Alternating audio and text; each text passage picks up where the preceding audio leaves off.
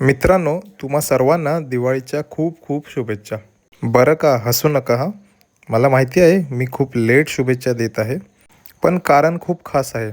कारण का मी आलो आहे माझ्या गावी आणि मी तुम्हाला गावाकडची दिवाळी दाखवणार आहे.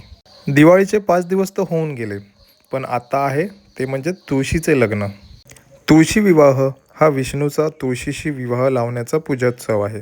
कार्तिक शुद्ध एकादशी ते पौर्णिमा असे 5 दिवस ही दिवाळी असते.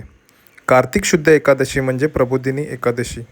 आपण कसे लग्ना अगोदर नवरा किंवा नवरीला केळवण देतो, तसेच सेम केळवण आपण तुळशीला देखील देतो. आणि ही पद्धत फक्त कोकणात आहे आणि याला मालवणी भाषेत भातुकलो असे म्हणतात.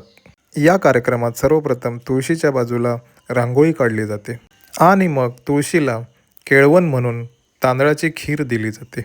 मनोभावे तुळशीची पूजा करून तुळशीला तांदळाची खीर नैवेद्य म्हणून अर्पण केली जाते.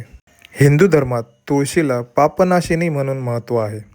तुळस ही भारताच्या सर्व प्रांतात व सर्व भागात उगवणारी वनस्पती आहे. प्रत्येक हिंदू कुटुंबाच्या घरासमोर तुळशी वृंदावन हे असतेच. विष्णूचा तुळशीशी विवाह लावण्याचा पूजोत्सव कार्तिकी द्वादशीपासून पौर्णिमेपर्यंत एखाद्या दिवशी संध्याकाळी करतात, पण मुख्यतः द्वादशीला करतात.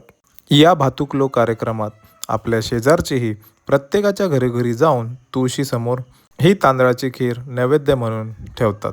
सध्याच्या काळात केळवण ही पद्धत खूप ट्रेंडिंग आहे, पण ही पद्धत कोकणात बऱ्याच वर्षापासून जपली गेली आहे आणि त्या पद्धतीला नाव आहे भातुकलो. तर तुम्हाला ही माहिती कशी वाटली कमेंटमध्ये नक्की सांगा. थँक्यू.